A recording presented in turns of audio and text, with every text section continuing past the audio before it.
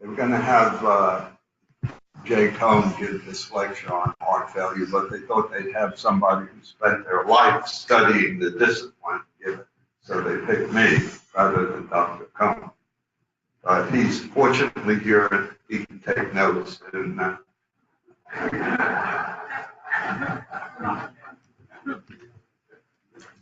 okay, so regrettably, I have no disclosures. Let's see.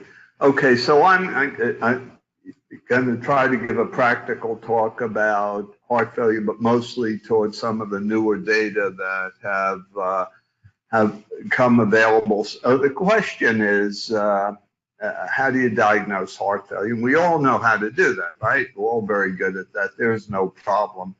But it turns out that perhaps the physical exam isn't as good as we thought it was. So somebody comes in with heart failure, there's a lot of questions we have. Is this really heart failure or something else? If it's heart failure, what does it do to?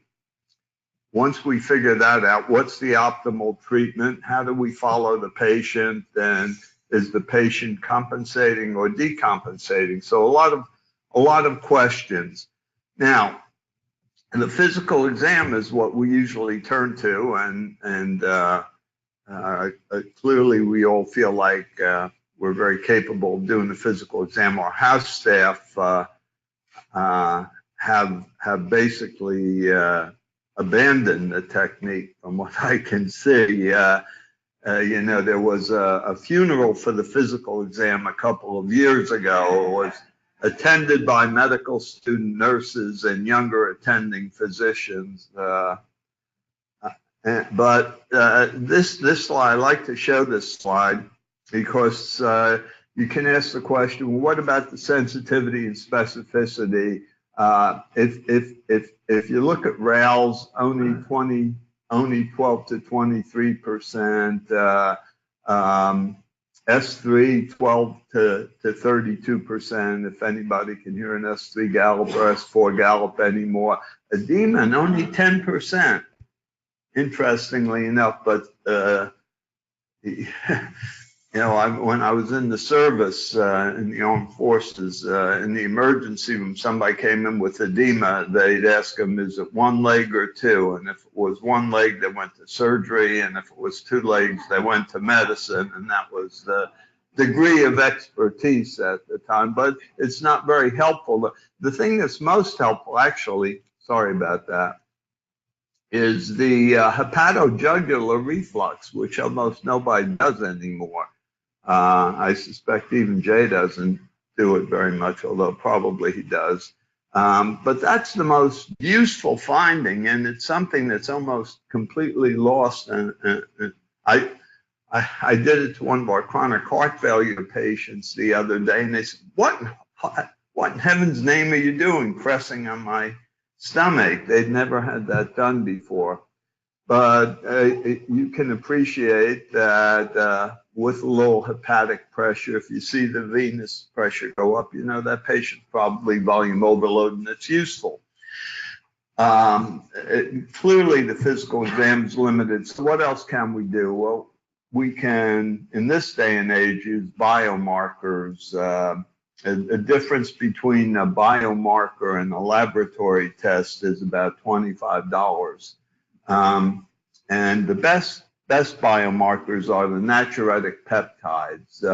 You recall that the natriuretic peptides largely coming from the myocardium in the setting of increased wall stress, BNP, base or brain natriuretic peptide. There's also atrial natriuretic peptides and C, but BNP is the one we use the most. And years ago at UCSD, we demonstrated that it was a very good marker of heart failure. And not only did an increase in BNP of over 100 identify patients who were short of breath who had heart failure, but that the higher it got, the worse the heart failure was. So a lot of people ask me if I have a patient who comes in, I suspect they have heart failure. Am I better off doing a BNP or an echocardiogram? Because, you know, in the guidelines, an echocardiogram is recommended for all patients with heart failure. And they do very different things. What BNP does is it gives information in regard to wall stress, so it tells you whether or not that patient's likely to be in heart failure or not. The echocardiogram is not going to do that. The echocardiogram will tell you about cardiac structure and function, so it's very useful for etiology. Is it systolic or so-called diastolic heart failure? Is it valvular disease, coronary disease? So probably the best answer is both, but if you want to know whether the patient has heart failure or not, it's probably not sensible to send them to the echo lab. You're better off with biomarkers. Okay, so in fact, it's of some interest that for patients with heart failure with preserved ejection fraction, that their biomarker values are intermediate. What happened to my slides? All right, so that takes us to the topic of heart failure with preserved ejection fraction. Okay, so-called diastolic heart failure. It's had many names over the years. So that somebody comes in, they have heart failure with preserved systolic function. And so what's the potential differential there? Well, maybe it's the wrong diagnosis. I would say a significant percentage of patients who are sent to the echo lab for an echocardiogram with the diagnosis of heart failure and have a totally normal echocardiogram, never had heart failure in the first place. It may have volume overload from a number of conditions, high output failure, LV underloading, mechanical lesions, or pericardial disease. And if they don't have any of these things, then we say they have diastolic heart failure. Diastolic heart failure is one of the great mysteries to many of us in heart failure today. It's got multiple challenges. It's got multiple determinants. Look at all the determinants of diastolic function. And the systolic function is just a squeeze, but you have myocardial relaxation, chamber stiffness, compliance, systolic performance, atrial function, pericardial restraint, ventricular interaction, and even coronary blood volume. So all of those determine diastolic properties. So there's multiple determinants. It's difficult to measure some definite evidence of diastolic dysfunction. So we usually make the diagnosis by exclusion, and unfortunately treatment is non-specific. Now the very best way to determine, I believe, impaired diastolic function by pressure volume relations, but it's very hard to measure pressures. If you're in the cath lab, you can measure the time course of pressure relaxation, but that's a difficult thing to do. So that what we typically do is we turn to the echocardiogram. And so the message there, without going through this, not an echo talk, is that if your patient comes in, they have heart failure, normal systolic function, then there are a variety of echocardiographic metrics that can be pursued that are indicative of diastolic dysfunction, or what many of us say impaired diastolic dynamics. So looking at the flow through the mitral valve, the isovolumic relaxation time, looking at the relaxation characteristics of tissue itself, and then pulmonary artery pressure and left atrial enlargement. So that there are some positive findings, so that in the patient with heart failure and preserved systolic function, that you can, with an echocardiogram and BNP, get some evidence that, in fact, that's actually diastolic heart failure. And it's an important characteristic. This is a tough one to use.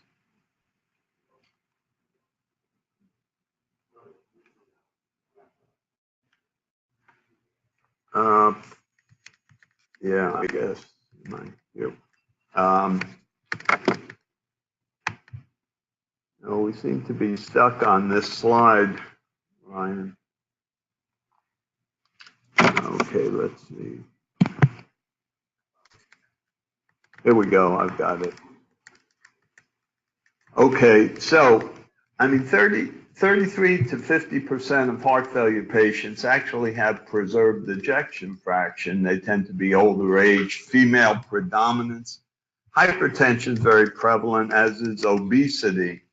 Interestingly, in diabetics and in patients with heart failure and diastolic dysfunction, both diabetes and CAD is equally prevalent between patients who have reduced ejection fraction, patients have preserved ejection fraction.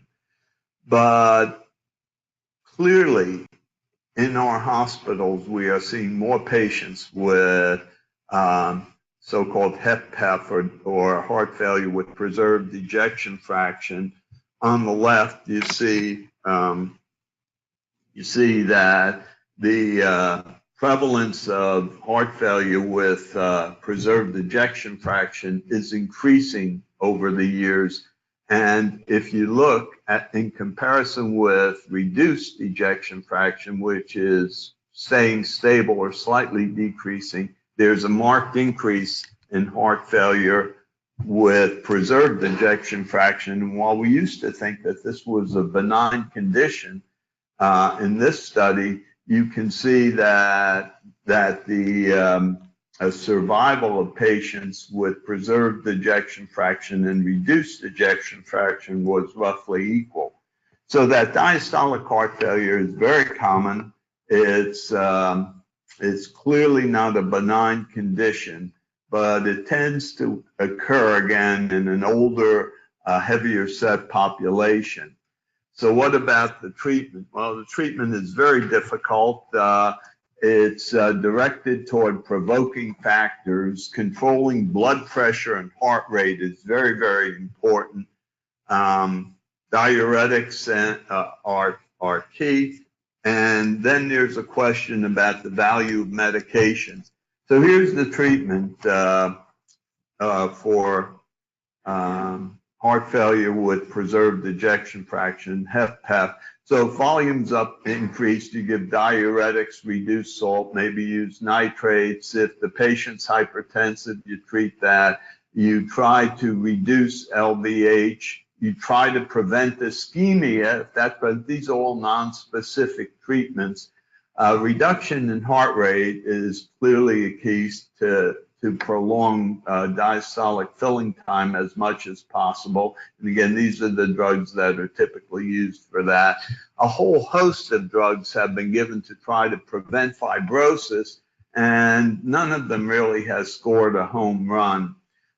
There's been a ton of medications that have been attempted to enhance relaxation. At the moment, there's none that have proven to be majorly effective. For increasing vascular compliance, again, nothing specific, so that the medical treatment is really non-specific. That's, again, delineated in these guidelines. Here you have what I think probably is to this point in time the most effective treatment, and that's ARBs. Now, the ARBs don't do much. This is a meta-analysis of trials. Don't do much for mortality, but they do decrease recurrent hospitalization. So that's a worthwhile goal. Mortality would be better, but clearly those drugs, the ARBs, have been effective in reducing recurrent hospitalization. The intervention I think that's most effective in diastolic heart failure is exercise.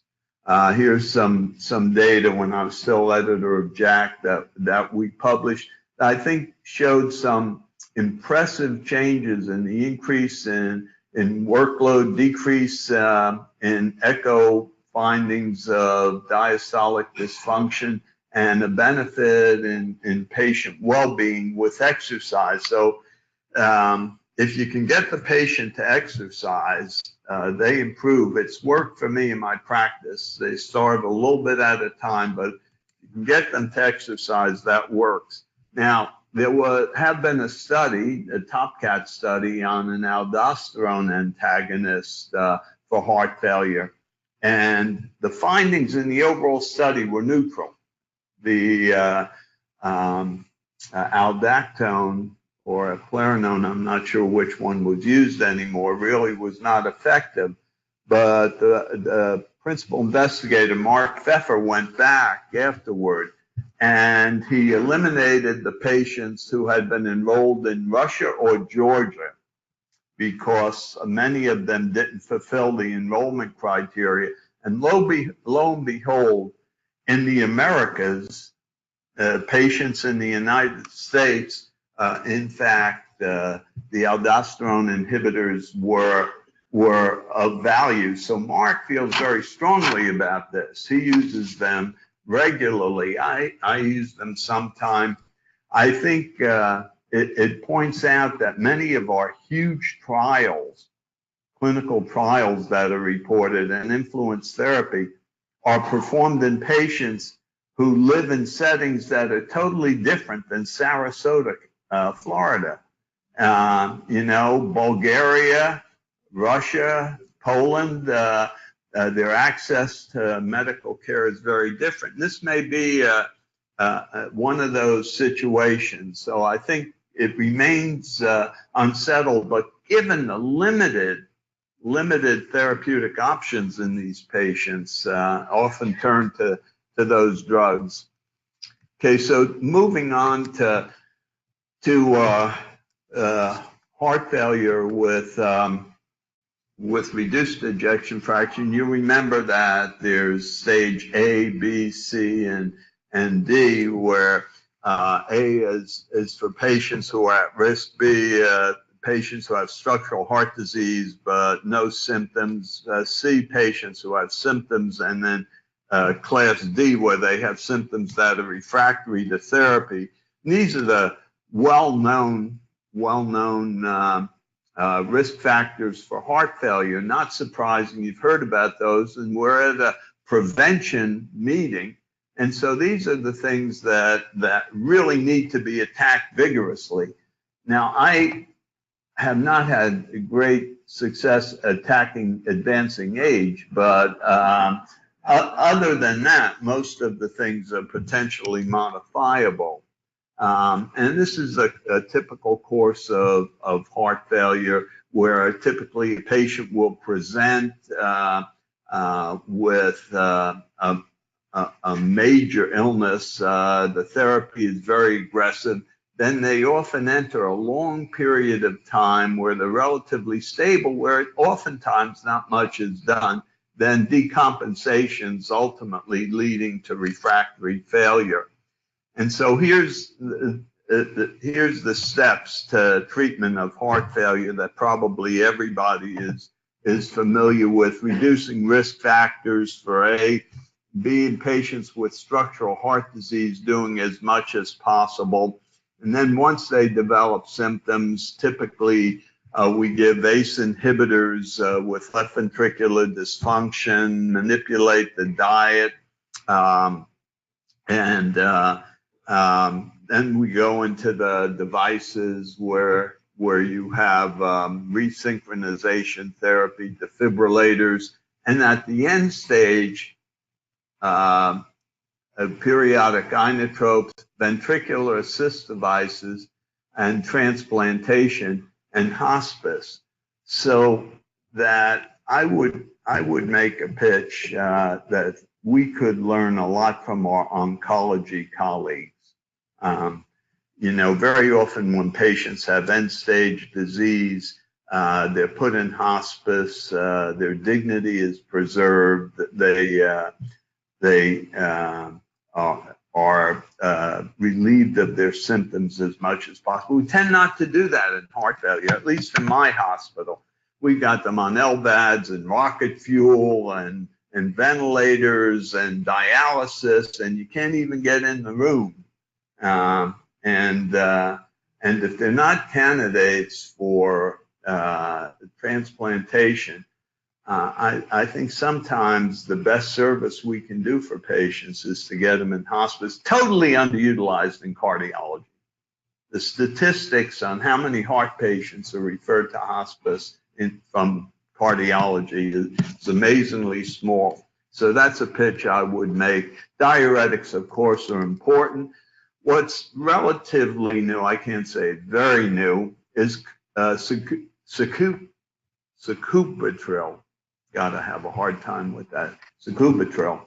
So that, you know, this is Entresto, and I would point out to you that sacubitril is a neprilysin inhibitor. Now, what's neprilysin do? Well, it basically is an endopeptidase that breaks down a lot of good things like natriuretic peptides, but it breaks down Ang2, which is not such a good thing.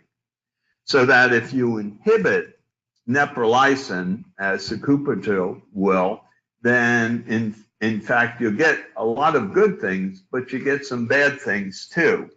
So that if you combine sacubitril with a drug that will be effective at reducing the effects of Ang2, like valsartan, then you get the best of both possible worlds, and that's Entresto. And in the Paradigm trial, the very famous Paradigm trial, they tested Entresto, the combination, against enalapril, relatively modest dose. And in fact, if you look at the Kaplan-Meier resistance for cumulative events, Entresto reduced events in a highly statistically significant fashion compared to enalapril. So here's cardiovascular death. And that's even a more impressive reduction for Entresto. And that accounts for the advertisement that you hear 25 times a day on the television. Tomorrow, you know. You get more tomorrows if you take Entresto. Here's cardiovascular death or heart failure hospitalization, which are two hard endpoints, pretty good endpoints. Again, a fairly significant reduction. Look at number needed to treat, only 21. Only have to treat 21 patients with Entresto to get that effect. So it was more effective than enalapril, reduced the risk of heart failure hospitalization by 21%. Symptoms and physical limitations of heart failure. Was less likely to cause cough or hyperkalemia. However, the downside was hypotension and to some degree possibly of renal dysfunction. So one would have thought, since Entresto conveyed a benefit comparable to most chemotherapeutic agents for cancer, that it would have immediately been given. And in fact, the uptake of Entresto therapy across the United States has been surprisingly slow, increasing now, but surprisingly slow. I mean, all of you take care of cancer patients. There's medications that'll prolong life on average 3 or 6 months. And the life they prolong isn't always that happy.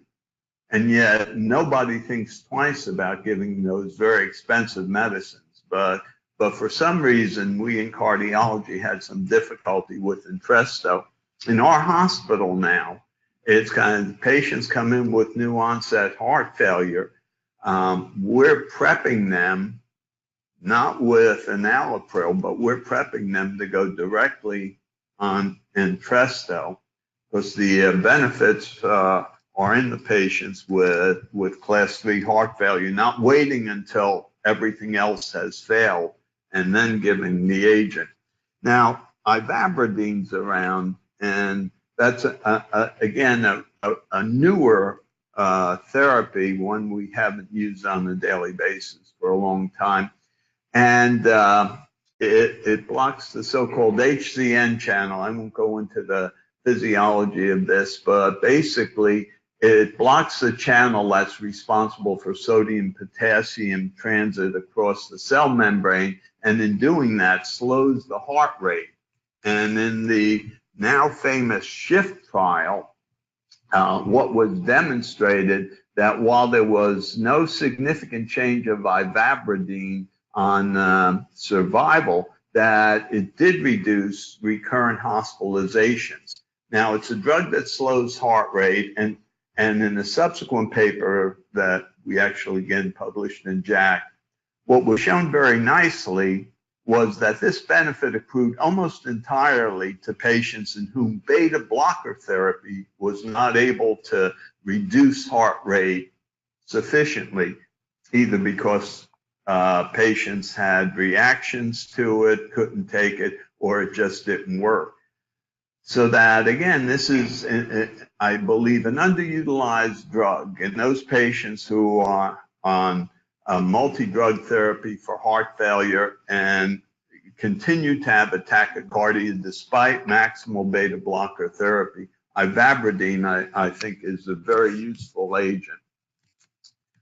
Now, there's been already a couple of lectures on the SGL2, the sodium glucose cotransporter 2 inhibitors, and these drugs are really neat in that what they do is they block renal reabsorption of glucose. So they have nothing to do with insulin. And in the process of doing that, they increase sodium excretion, reduce blood pressure, and reduce cardiovascular events. Again, there was already a lecture. This happens to be data on empagliflozin, and in patients with diabetes and heart failure. I'll just cut to the results of this trial. You see that major adverse cardiovascular events were reduced significantly, as was cardiovascular death. Now, here's the scatter plot on that. And this is looking at a combined endpoint of hospitalization of cardiovascular death. And as compared to placebo, there's substantial reduction with EMPA. So that there's EMPA and KANGA and DAPA, gliflozins. There's a bunch of gliflozins out there. They've all been successful. And what's really, really, to me, interesting is that there are now studies going on in non-diabetics. All the data thus far has been in diabetics. And the idea is if you can use this mechanism of glucosuria, essentially, then maybe you have a successful approach to patients with diabetes, independent of the neurohormonal approaches that we've taken in the past. So the last thing I want to talk about, very last thing, is one of the more fun things, and that is interventions in heart failure, because there are several that have really been very valuable. Of course, biventricular pacing, which I'm not going to discuss, cardiac resynchronization therapy in patients who have QRS prolongation, typically of more than 150 milliseconds, have left bundle branch block and EFs of 35 or less. And defibrillators. Defibrillators are obviously very, very effective. But in terms of leaving you with some things that are new and interesting, you have some atrial decompression devices and approaches to valve disease in patients who have heart failure with severe LV dysfunction. And this is intraatrial shunt device. And what's done is the device is placed in the intraatrial septum. There's a valve that's in it so that high pressure in the left atrium can be decompressed into the right atrium. Now, this might be particularly useful for patients with heart failure with preserved left ventricular function. And data, very, very small studies, preliminary data, phase 2 trials, have demonstrated, I won't go through those slides, that in fact, when you use these kinds of shunts, this is the reduced lap heart failure study, that in fact you get a reduction in the patients with severe symptoms. The other thing, and perhaps the biggest recent news, is the approach to mitral regurgitation in patients who have functional mitral regurg due to left ventricular dysfunction and heart failure. You know, and we often see significant mitral regurgitation in these patients with end-stage ventricles. And up till recently, there was no good approach. We tried surgery. There were a number of studies that tried either repairing or replacing the mitral valve in these patients, and not much happened. And so the standard concept was it's the ventricle that's sick, not the valve. And so fixing the valve doesn't help anything if the ventricle stays dysfunctional.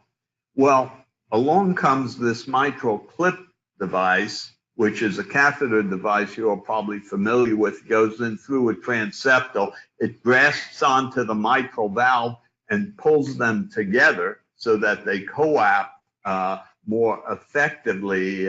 It's a non-invasive approach to an operative procedure that Dr. Alfieri devised some years ago, where he sutured the mitral anterior and posterior leaflets together.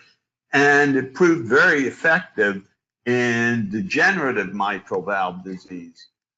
Now, here's a patient, just to give you an example, who's got a flail mitral valve. This is the echocardiogram, left ventricle. And you see lots of mitral regurgitation here in this patient.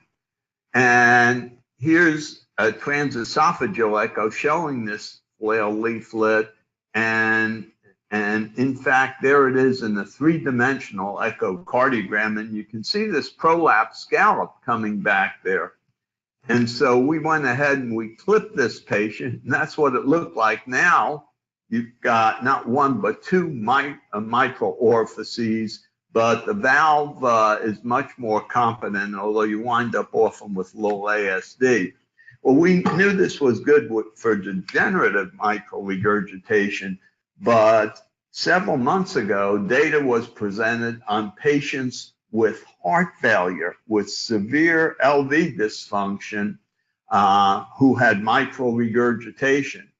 And as you can see from this slide, if you look at events, whether it was hospitalizations for heart failure here, or whether it was death from any cause, in fact, the patients who got the device did substantially better.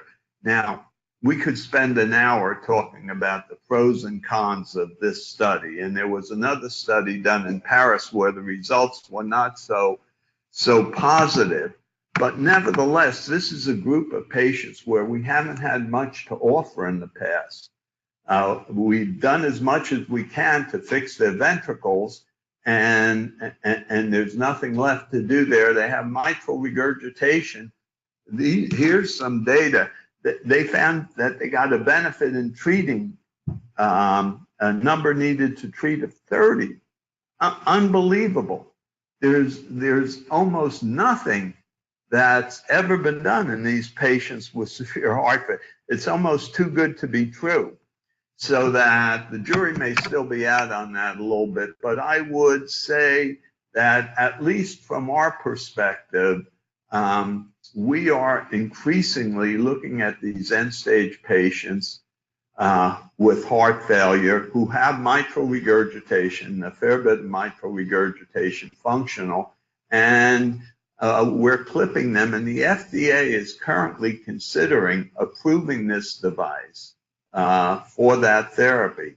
So time will tell.